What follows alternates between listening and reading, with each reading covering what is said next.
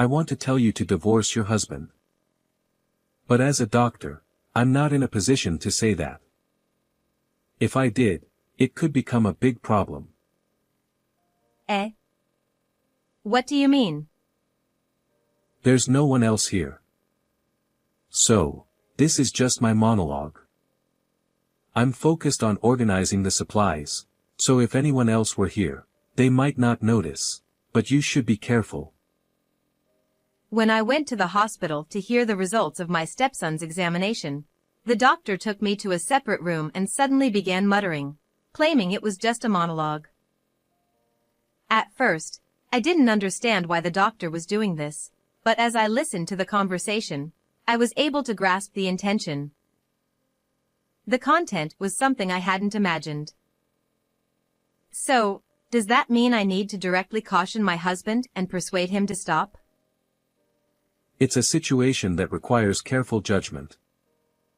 It might be best to separate the father and the child. So, I think divorce and having the mother take the child would be a good idea. It seemed like the doctor and I were having a conversation, but it was merely us each voicing our monologues. If asked whether this way of communication was completely fine, it probably wasn't. The doctor was treading quite a gray area. Having heard the whole story and understood the situation, I bowed in gratitude towards the doctor's back and quietly left the room.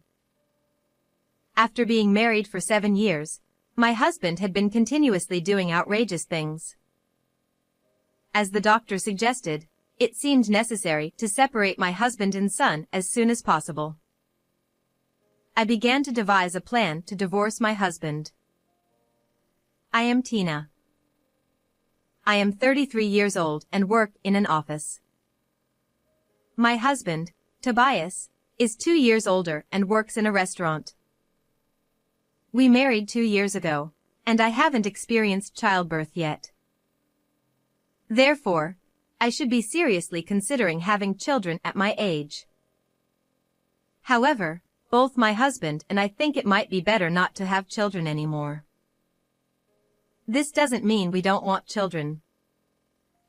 We already have a 5-year-old son named Blue. Well then, take care of Blue. Have a good day. Hey, Blue, aren't you going to say goodbye to Mom?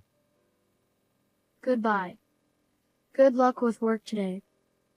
As my son waved goodbye to me while scattering crumbs of toast on the table, and my husband busily wiped up the crumbs with a cloth, I always felt my heart warmed by this scene before heading to work. Even though we've been married for 2 years, the son is 5 years old because my husband is a divorced man, and the son is his child from a previous marriage. The son knows I am not his biological mother. However, both my son and I interact as if we are truly parent and child, so I've never been troubled by not being the biological parent. There are no issues with parenting.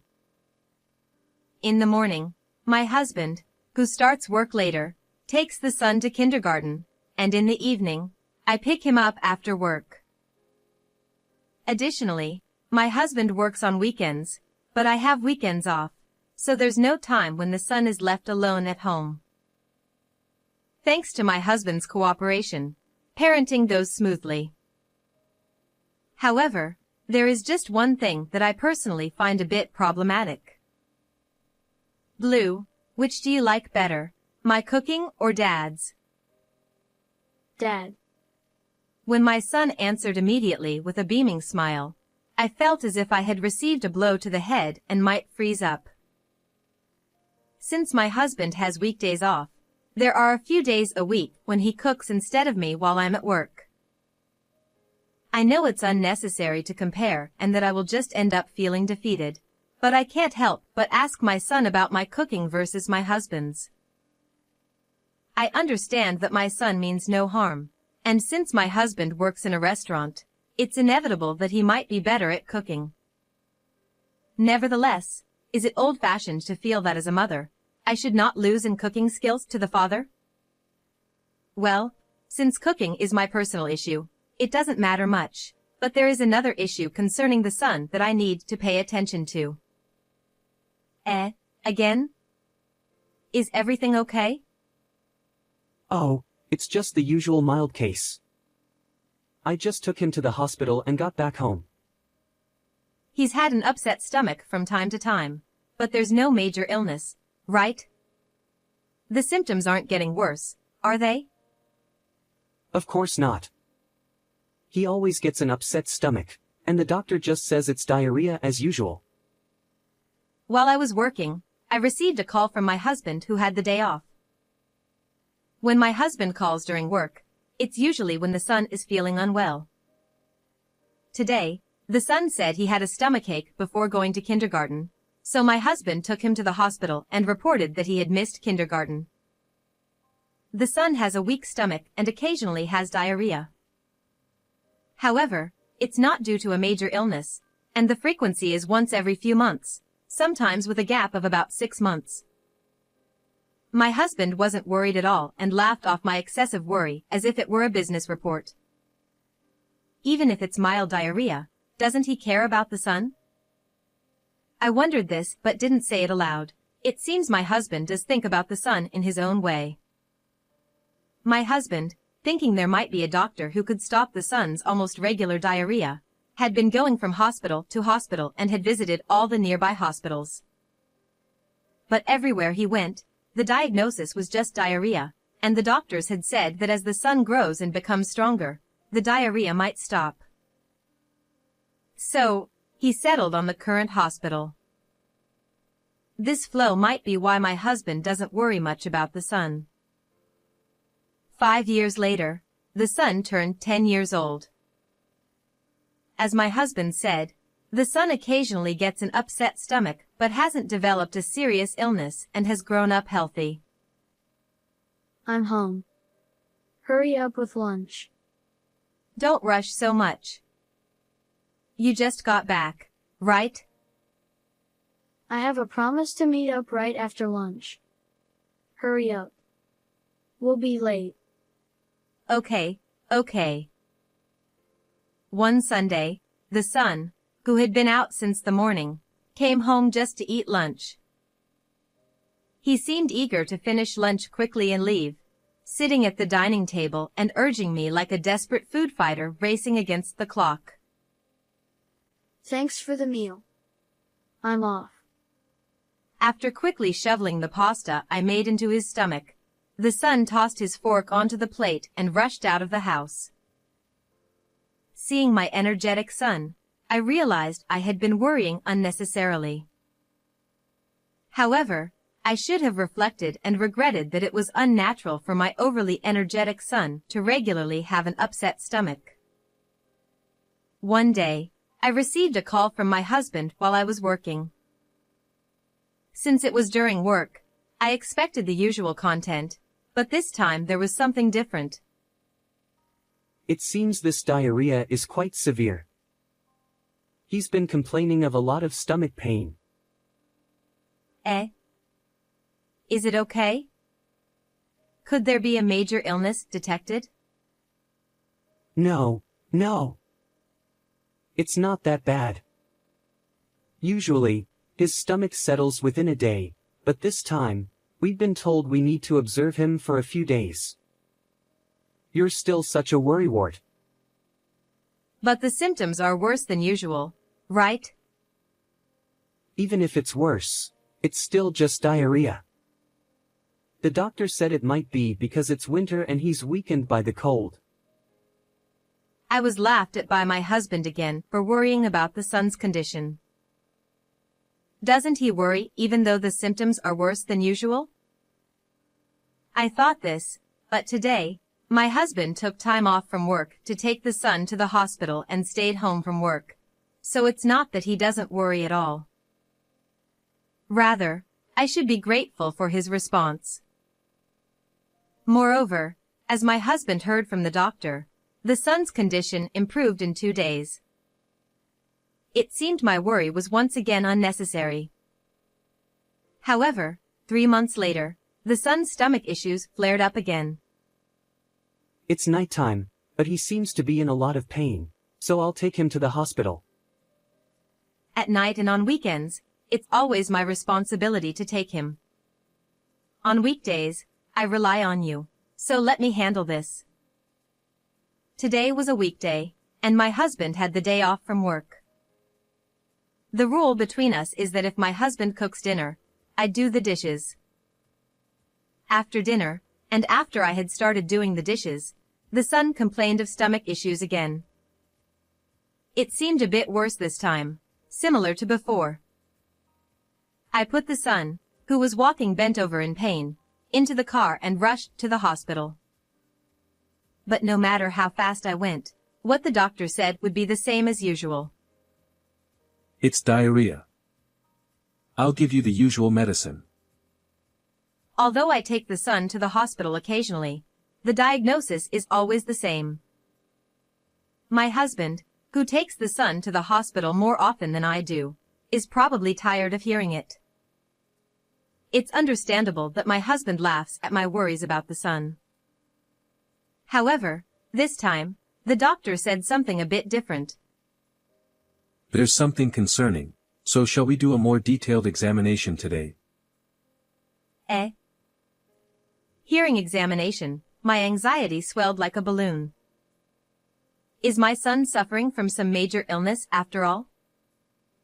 This examination is to find out. I couldn't refuse the doctor's recommendation for an examination. The son had to undergo blood tests, urine tests, and several other examinations. You were late today. Did something happen? Well, they did a more detailed examination than usual. What were the results? The results will be available later. I'll find out. I'll go too. You'll probably just say it's nothing serious again. You don't trust me. Well, even if we do the examination, they'll just say it's the usual diarrhea. Isn't it just to make more money for the doctor? Since he says such things, I wanted to hear the test results directly. Feeling tired from anxiety and worry, I decided to take a bath and go to bed. However, because my anxiety and worry had grown, I ended up falling asleep later than usual, even though I went to bed early. A few days later, when I received a call from the hospital saying the test results were ready, I took a day off from work and headed to the hospital alone. After completing the check-in, I waited in the waiting room. Despite my turn not being up yet, the doctor came over and spoke to me. Could you come with me for a moment? Sure. I was surprised that the doctor had come specifically to call me. My anxiety had swollen to the point of nearly bursting. The doctor led me silently down the hospital corridor to a room that looked like a storage room, different from the usual examination room. I braced myself by clenching my teeth, preparing not to faint if I was given terrible news. You should get a divorce from your husband. What do you mean? I had expected the doctor to discuss my son's illness, so the doctor's words took me by surprise, leaving me with a stunned expression. Unable to grasp the meaning of the doctor's words, I asked for clarification, but the doctor didn't answer. Instead, the doctor continued speaking matter-of-factly. As I listened, I began to understand the doctor's attitude and the meaning behind the words. I realized it might indeed be necessary to get a divorce quickly. However, preparation would be needed. I thanked the doctor, bowing to the back of the unresponsive figure, and quietly left the storage room. That evening, my husband asked me about the results of our son's tests. You went to get the test results today, right? How were they? Oh, nothing special. They said nothing was wrong. I told you, didn't I?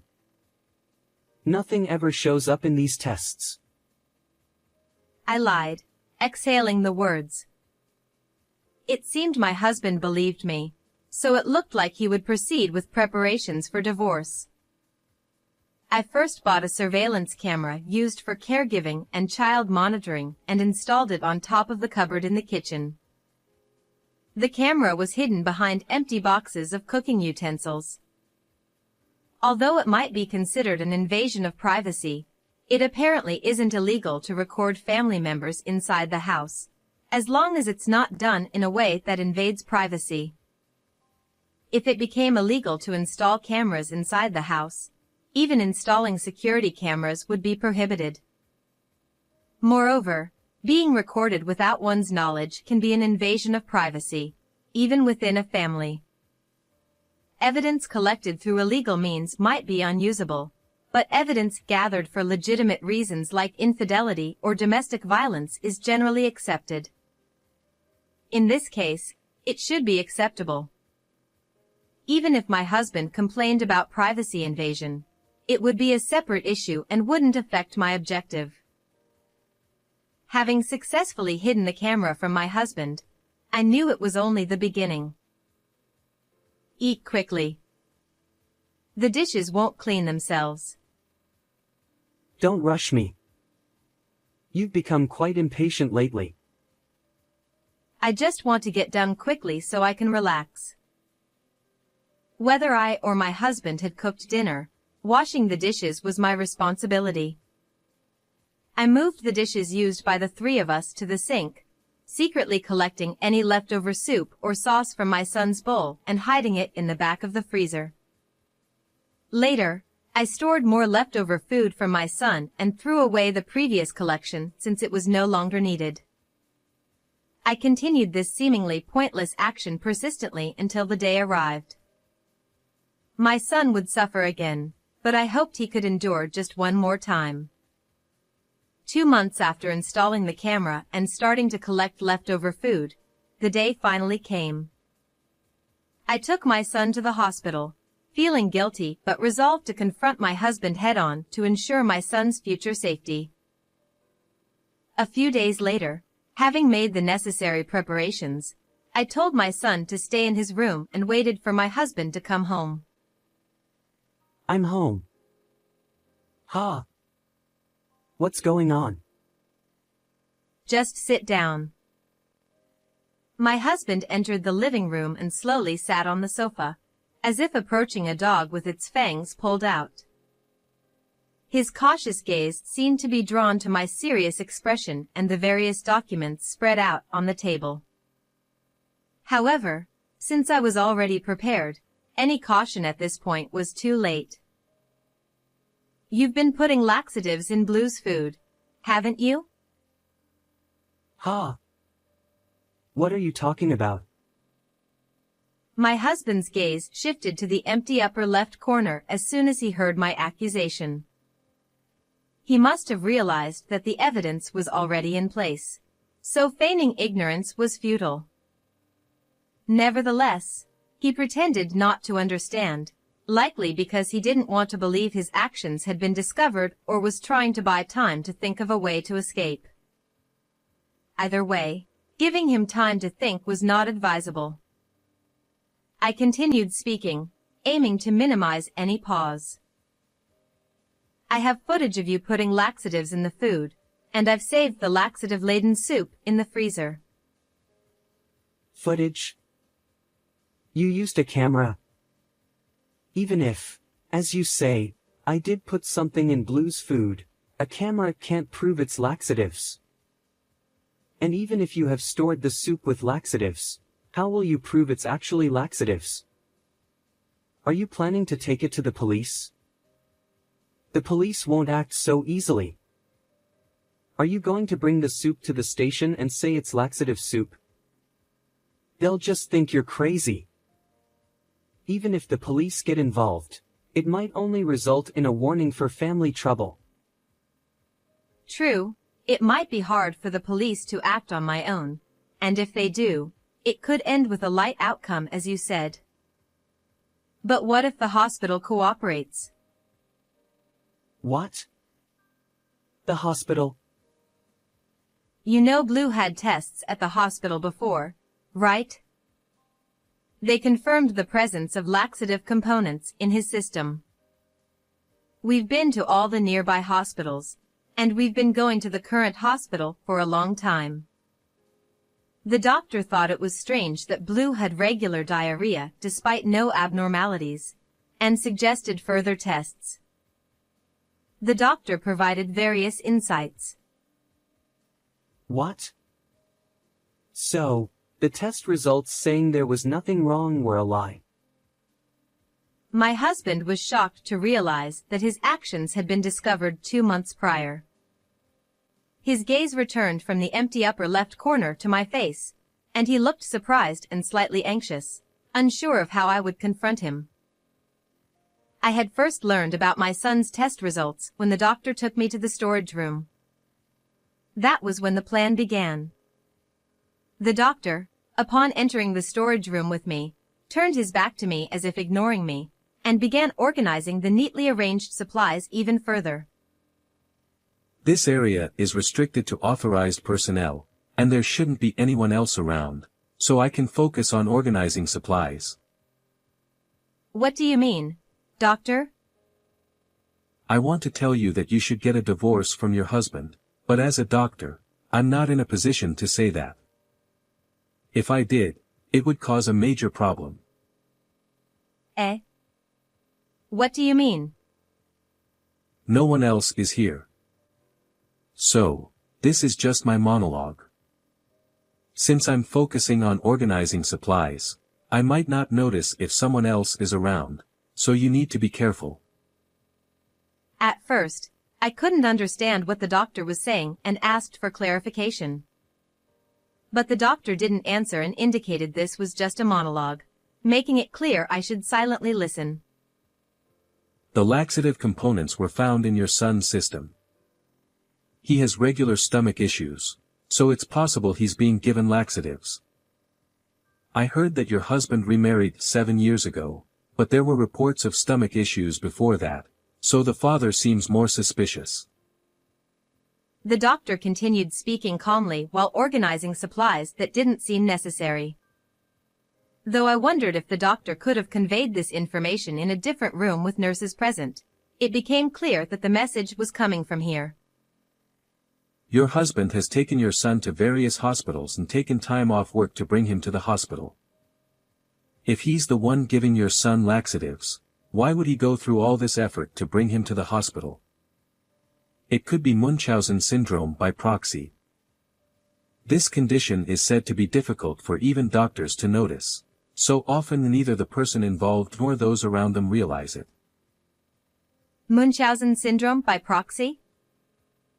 Munchausen syndrome by proxy involves fabricating illness or injury to attract undue attention or sympathy from others, while Munchausen syndrome by proxy involves making someone else sick to gain attention.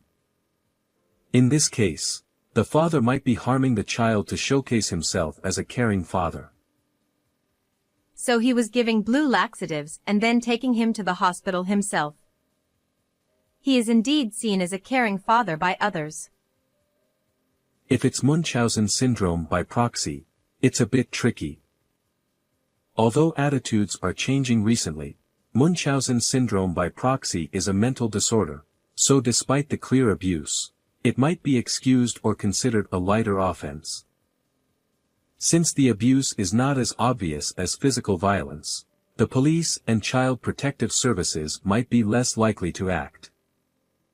But if nothing is done, your son will continue to suffer. So, I should directly warn him and persuade him to stop? Some people with Munchausen syndrome by proxy might not be aware of their condition. Even if you warn them, they might start abusing the child in another form or become dangerously aggressive, so it requires careful judgment. It's crucial to confirm the person's awareness, but to quickly stop the abuse, separating the father and child would be best. That's why I think divorce and having the mother take the child would be ideal, but it's problematic for a doctor to say this directly. Having heard the doctor's words, I was convinced it was necessary to take action quickly and prepare to confront my husband. The doctor's words were the catalyst for my actions.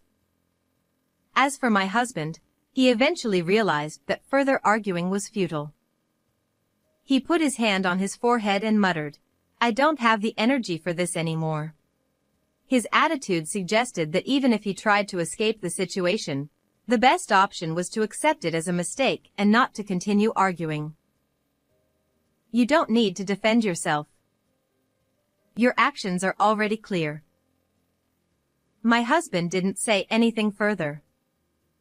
I sensed that my words had taken their toll on him. As he stared at the documents, he could only sit there, unable to muster any excuses. My actions had been thoroughly prepared, and now the next step would be dealing with the aftermath. I made a final confirmation with my husband.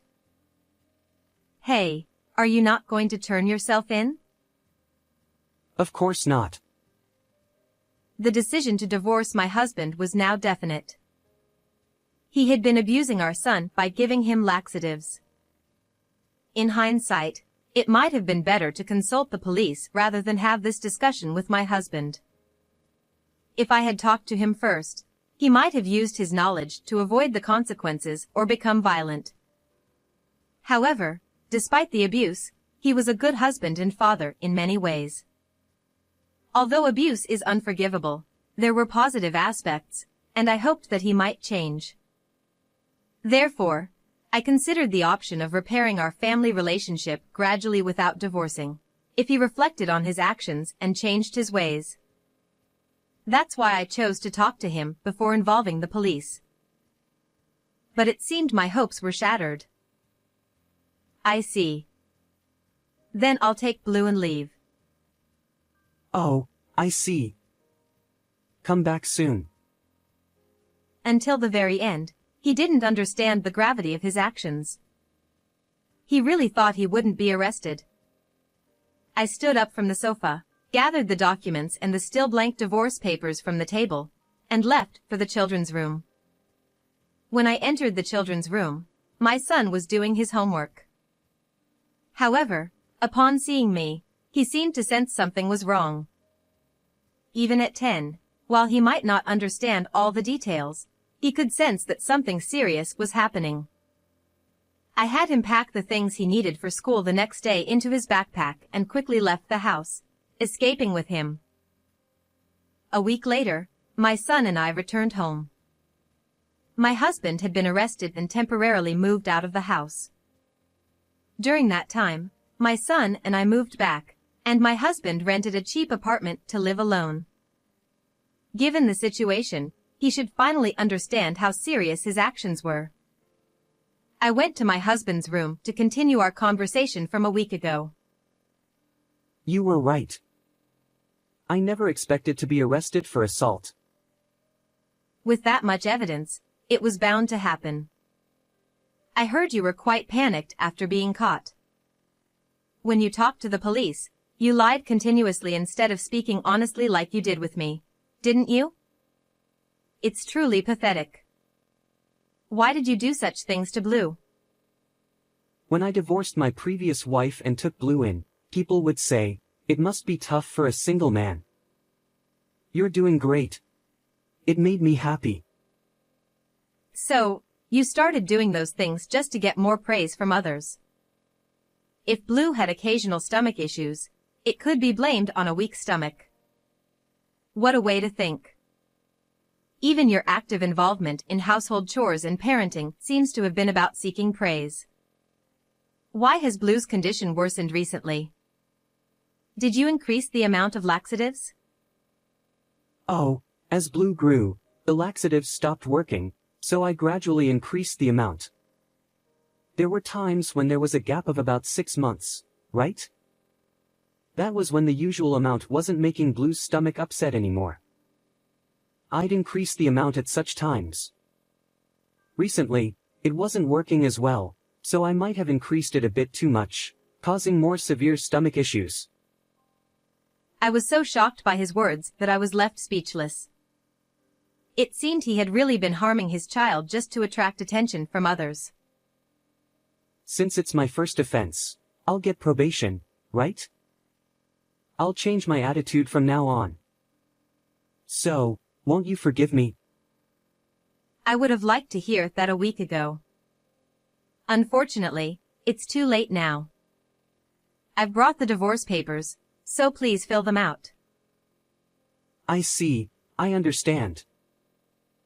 I came today to inform you of the divorce, but I'll leave the rest to the lawyer. Goodbye. My husband finally showed a serious face, reflecting on his actions. Perhaps he would no longer abuse our son. However, it was too late for that.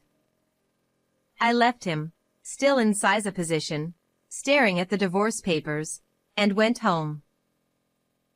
A few days later, I submitted the completed divorce papers from my husband. I was worried about gaining custody since my son was my ex-husband's child, but there were no issues, and I was able to take custody. As for my ex-husband, he received a probationary sentence due to it being his first offense and showing remorse. Therefore, he was not sent to prison. I asked him to move far away, as I didn't want him to see my son.